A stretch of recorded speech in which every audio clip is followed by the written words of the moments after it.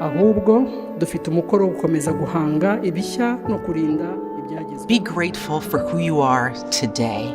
Being grateful means being present.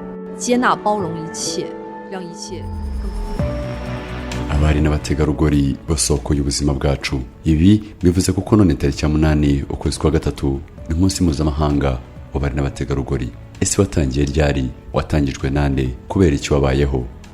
Kuva mu mwaka w'1885 mu gihugu cya Leta Zunze Ubumwe za Amerika ndetse no mu gihugu cy'Ubudage bizihizaga umunsi mukuru w'abagore. Uyu bawitaga National Women's Day. Icyo gihe bawizihizaga ku rwego rw'igihugu gusa bitaraba mpuzamahanga.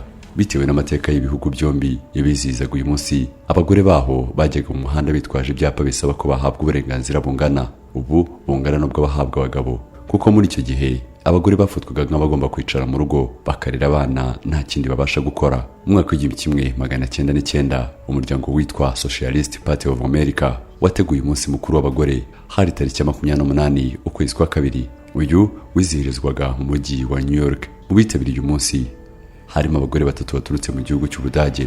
Aba barimo Clara Stekin, Kate Dunica hamwe na Paula Thiede. Aba bagore uko ari batatu bari bahagarariye umuryango urengera inyungu z'abagore mu Budage wari uyobowe na Clara Stekin. Uyu ni nawe wajya guhana amakuru nabo muri Amerika ababwira aho bageze bashaka uburenganzira bw'abagore muri rusange. Mu mwaka w'1910 ubwo hari hateraniye inama yitwa International Women's Conference. Iyi yahuzaga abagore baturutse imihanda yose no mu bihugu binyuranye bose. Aba baje kwiga ku iterambere ry'abagore. Nibwo Clara Stekin yafashe iya mbere asaba ko habaho umunsi ngarukamwaka wizihiza abagore. Igitekerezo cya Madame Clara Stekin cyaje kwakirwa neza maze gihera mu gihugu cy'Uburusiya ku itariki ya 8 ukwezi kwa gatatu umwaka w'1917 batangira kwizihiza umunsi wahariwe abagore. Ibi byatangiye gukwirakwiza mu bindi bihugu bitandukanye byo mu Burayi.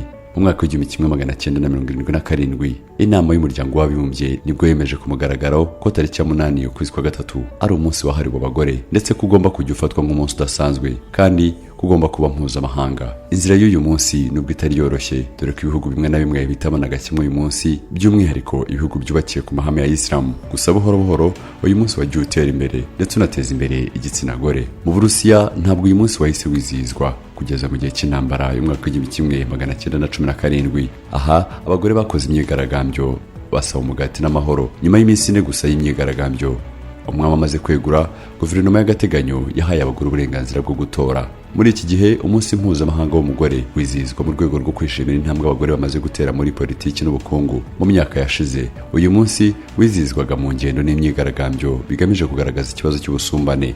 Nk'uko tubisanga ku rubuga rwa www.internationalwomensday.com, amabara yifashishwa mu kwizihiza uyu munsi harimo mauve. Iyi isobanura ubutabera n'agaciro, icyatsi kibisi gisobanura icyizere, n'umweru usobanura ubuziranenge. Ibyatangiye ari igitekerezo cy'itsinda ry'abagore bashaka uburenganzira bwabo baturuka muri Amerika n'Ubudage. Aba bari bayobowe na Madame Clara Stekin byagezweho ndetse binaba mpuzamahanga. Umugore ahabwa ijambo. Kugeza ubu abari n'abategarugori bageze kuri byinshi bikomeye babikesha kuba barahawe uburenganzira bungana n'ubw'abagabo. Ubwo yari ari mu nama y'ihuriro ry'abanyarwandakazi bari mu buyobozi Rwanda Women Leaders Network, iyi yabaye tariki ya 1 ukwezi kwa gatatu y'umwaka, Madame Jeannette Kagame yavuze ko kuba u Rwanda rukomeje kubera amahanga urugero mu guteza imbere uburinganire n'ubwuzuzanye hagamijwe kuzamura ubushobozi bw'umugore byatewe n'ubushake bwa politiki, amategeko na gahunda zitandukanye izi zashyizweho n'ubuyobozi bukuru bw'igihugu. Yongeyeho ko kuvuga agaciro k'umugore mu gihugu cy'u Rwanda hakwiye kongerwaho ko bitikoze byasabye ubuyobozi bushyira umuturage ku isonga, byagera ku mugore bikagira umwihariko. Iteka iyo tuvuga imibare itandukanye yerekana abagore bari mu nzego z'ubuyobozi ndetse nuko yagiye izamuka, ntitukabyamamaze gusa cyangwa ngo tubyishimire birangiriraho. Iyo tuvuga agaciro k'umugore muri iki gihugu cyacu tujye tunongeraho ko bitikoze.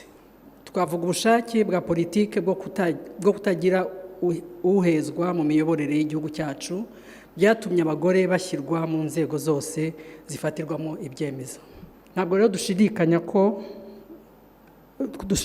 ku buziranenge bw'urunana rwacu kuko rwagiyeho rukenewe. ahubwo dufite umukoro wo gukomeza guhanga ibishya no kurinda ibyagezweho, abato babyiruka n'abazabavukaho bazabirebereho kandi babikomeze kuko ari bo mizero y'ejo hazaza.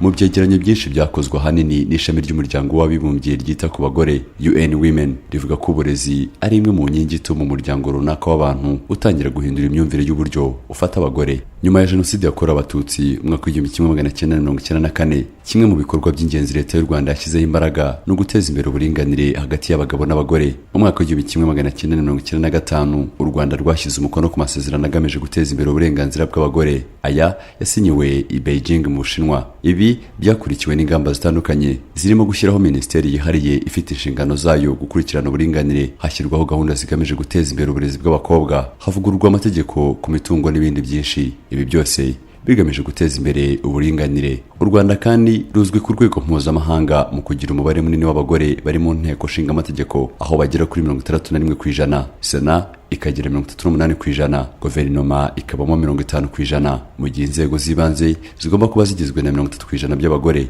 nk'uko amategeko abivuga. Umunsi mwiza w'abari n'abategarugori.